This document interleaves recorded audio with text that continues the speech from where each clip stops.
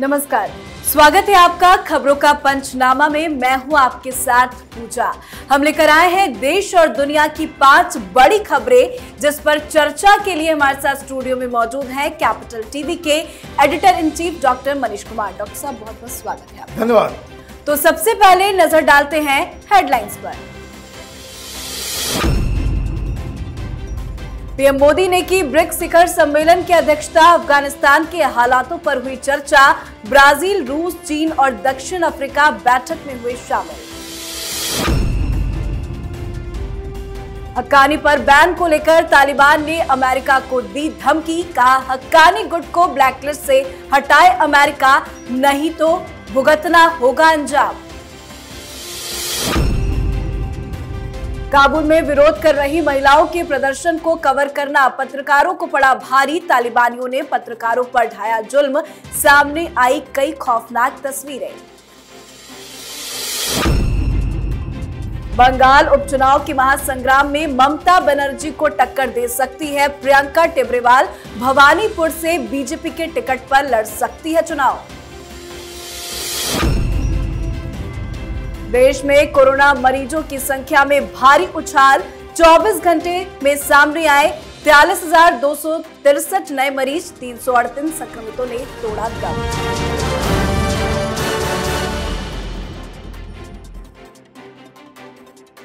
तो सबसे पहले बात करेंगे तालिबान को घेरने के लिए बनी नई रणनीति पर। पीएम मोदी ने 5 देशों के समूह ब्रिक्स के सालाना शिखर सम्मेलन की अध्यक्षता की है। वीडियो कॉन्फ्रेंसिंग के जरिए हुई इस बैठक में अफगानिस्तान के ताजा हालात पर चर्चा हुई। साथ ही तालिबान को घेरने की रणनीति बनाई गई। इस बैठक में रूसी राष्ट्रपति पुतिन, चीनी राष्ट्रपति शी जिनपिंग, दक्षिण अफ्रीका के राष्ट्रपति सिरिल रामाफोसा और ब्राजील के राष्ट्रपति जैर बोल्सोनारो भी शामिल हुए। डॉक्टर साहब, किस लिहाज से किस किस मुद्दे को लेकर रणनीति बनाई गई होगी ब्रिक्स सम्मेलन? देखिए, प्रधानमंत्री ने न सिर्फ ब्रिक्स समिट की अध्यक्षता की, बल्कि आज उन्होंने हिंदुस्तान का नज़रिया अफगानिस्तान और तालिबान को लेकर के क्या है, उस पर भी साफ साफ उन्होंने अपनी बातें रख दी। ये नहीं भूलना चाहिए कि तालिबान के खिलाफ कोई भी मुहिम पूरी दुनिया में जो उठेगी, उसके केंद्र में हिंदुस्तान होगा।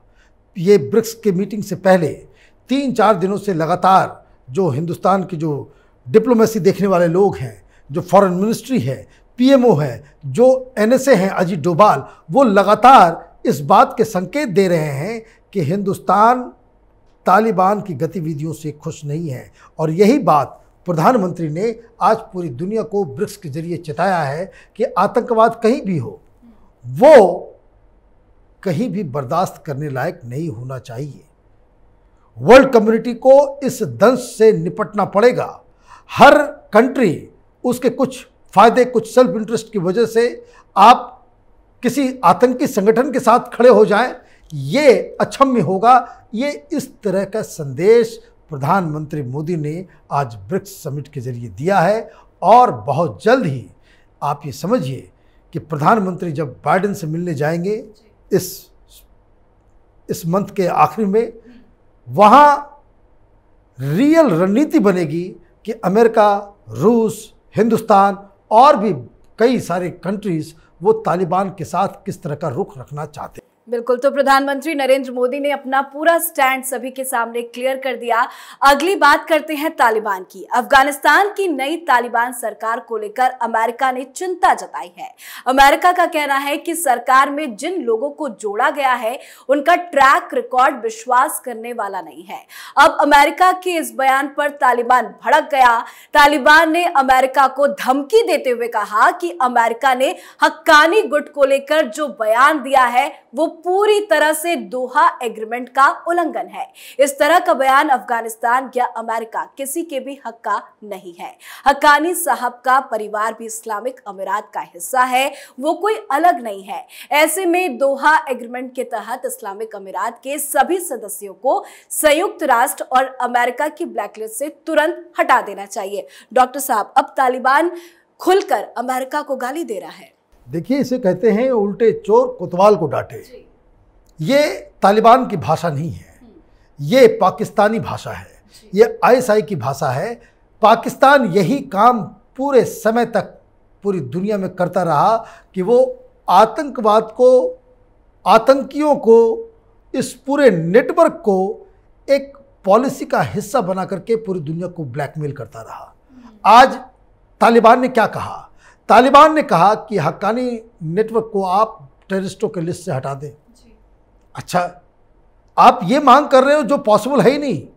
वो इसलिए पॉसिबल नहीं है क्योंकि हक्कानी नेटवर्क ने सैकड़ों अमेरिकन सोल्जर्स की हत्या की है, बम विस्फोट किए हैं, लोगों को मारा है। अब हत्यारों को आप ये कह रहे हो कि आप गले लगा लो, तो अमेरिका के राष्ट्रपति को, वहाँ उसकी पार्टी को चुनाव भी लड़ने हैं। ऑलरेडी उनका जो है पूरा का पूरा जो पॉपुलैरिटी ग्राफ जो है वो जमीन में धंसता चला जा रहा है।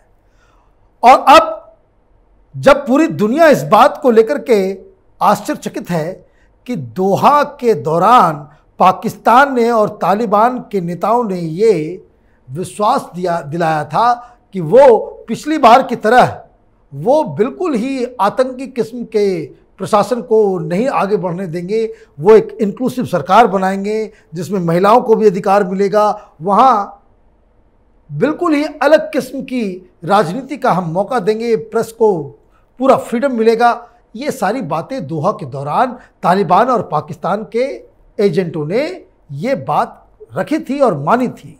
अब सरकार जब से बनी है तो मालूम चल रहा है ये हक्कानी, ये हत्यारा, वो वहाँ का गृह मंत्री है, मुल्ला उमर का बेटा वो डिफेंस मिनिस्टर है, जो डिप्टी चीफ मिनिस्टर और डिप्टी प्राइम मिनिस्टर और प्राइम मिनिस्टर है उन लोगों को भी वो डेजिग्नेटेड वो टेररिस्ट हैं यूएन के द्वारा। तो ये सारी चीज़ें दुनिया आंख बंद होकर के देख रही है, कोई कुछ रिएक्ट नहीं कर रहा। बाइडेन, पुतिन, शी जिनपिंग, कोई तालिबान की आतंकी सरकार के ऊपर कोई निगेटिव कमेंट नहीं कर रहा, तो इनका तो मन बढ़ेगा ही। और इसलिए उनको लग रहा है कि दुनिया को इन्होंने ब्लैकमेल करने में कामयाबी हासिल कर ली है, इसलिए वो अब अमेरिका को धमकी दे रहे हैं। जी बिल्कुल, तालिबानी बोल के पीछे पाकिस्तानी डोर है, ये धीरे धीरे अब सभी को समझ में आने लगा है। अगली खबर तालिबान की क्रूरता पर है। सरकार बनने के बाद तालिबान ने खुलेआम नरसंहार शुरू कर दिया। अब तालिबानी उनके खिलाफ आवाज उठा रही महिलाओं और पत्रकारों को निशाना बना रहे हैं। तालिबान ने काबुल में महिलाओं के विरोध प्रदर्शन को कवर कर रहे पत्रकारों पर जमकर जुल्म ढाया। पत्रकारों को हिरासत में लेकर उनकी बुरी तरह से पिटाई की है, कोड़े बरसाए और उन्हें लहूलुहान कर दिया। घायल पत्रकारों की जो तस्वीरें वायरल हो रही है, उन्हें देखकर आपके भी रोंगटे खड़े हो जाएंगे। डॉक्टर साहब, बेहद दर्दनाक तस्वीर आज सामने आई। एक एक करके तालिबान अपनी हरकतें दिखाने लगा है। देखिए, ये जो विरोध प्रदर्शन जो हो रहे हैं काबुल में या अलग अलग शहरों में अफगानिस्तान के, ये थमने वाला नहीं है। अगर तालिबान और उनके आतंकियों को ये लगता है कि वो मास प्रोटेस्ट को आप रोकने में बलपूर्वक आप कामयाब हो जाएंगे, तो ये पॉसिबल नहीं है।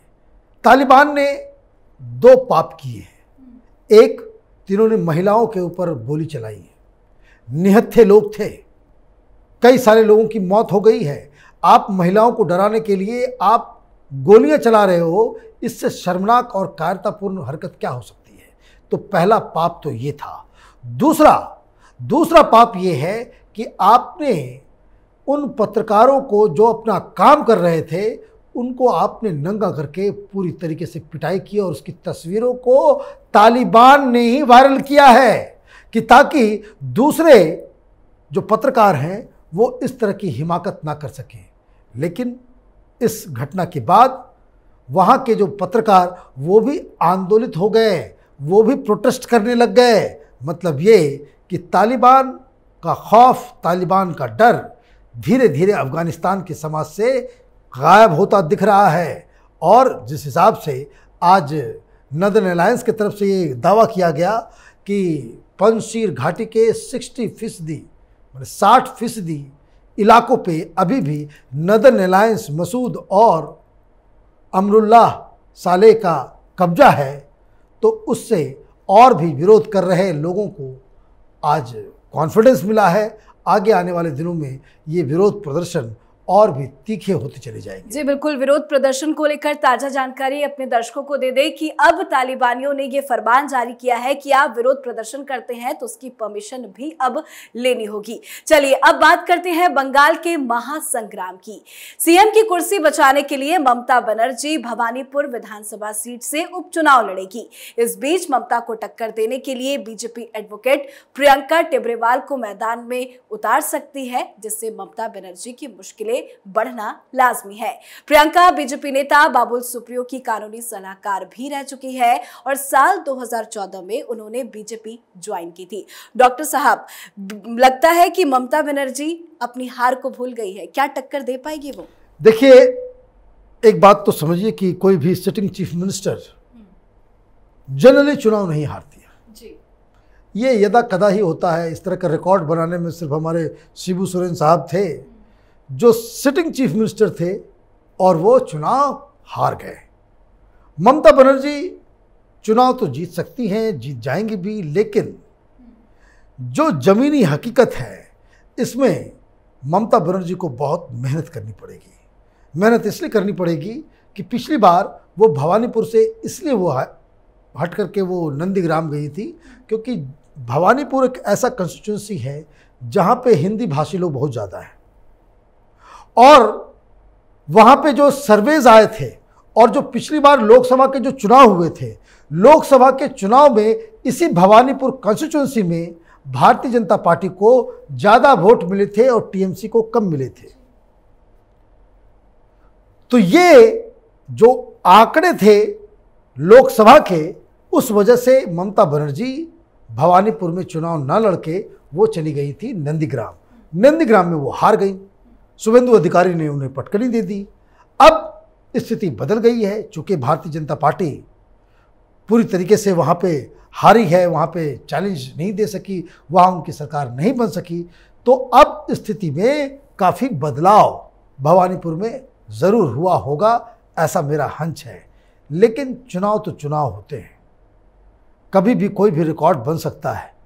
किसी ने ये नहीं सोचा था कि नंदीग्राम में ममता बनर्जी हार जाएगी, जबकि बाकी पूरे बंगाल में उनकी पार्टी पूरी तरीके से उन्होंने जो है उसको कह सकते हैं कि स्वीप कर दिया चुनाव को। आप 300 प्लस सीट पूरे बंगाल में जीत रहे हैं और ममता बनर्जी उस पार्टी की मुखिया ही, उनके साथ ही खेला हो गया। तो ये राजनीति है, चुनाव है, इसमें कुछ भी हो सकता है। ये क्रिकेट मैच के जैसा है, जब तक आखिरी बॉल ना फेंका जाए तब तक कौन जीतेगा कौन हारेगा ये कहना मुश्किल है। लेकिन भवानीपुर में इतना तो ज़रूर गारंटी के साथ कहा जा सकता है कि चुनाव जो होंगे वो काफ़ी टक्कर वाला होगा। जी बिल्कुल डॉक्टर साहब, आखिरी खबर पे भी नजर डाल लेते हैं। आखिरी खबर कोरोना संकट पर है। देश में एक बार फिर से कोरोना ने रफ्तार पकड़ ली है, जो लोगों के लिए खतरे की घंटी है। कहा यह भी जा रहा है कि कोरोना की तीसरी लहर ने दस्तक दे दी है। बीते 24 घंटे में देश में 43,263 नए मामले सामने आए, जबकि 338 लोगों ने कोरोना से दम तोड़ दिया। डॉक्टर साहब, एकाएक अचानक से जो संख्या कोरोना मरीजों की आ रही है वो काफी ज्यादा डराने वाली है, पर मौत की रिकॉर्ड पे चर्चा करें तो 300 से ज्यादा एक नया रिकॉर्ड बन रहा है। देखिए, ये जो स्थिति है वो अब धीरे धीरे वो गंभीर होती चली जा रही है।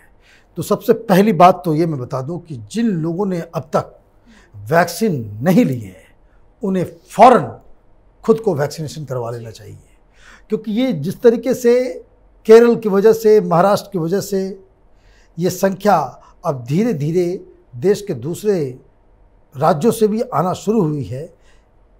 एक्सपर्ट्स यही बता रहे हैं कि अक्टूबर के माह में तीसरी वेव जो है आने की पूरी संभावना है।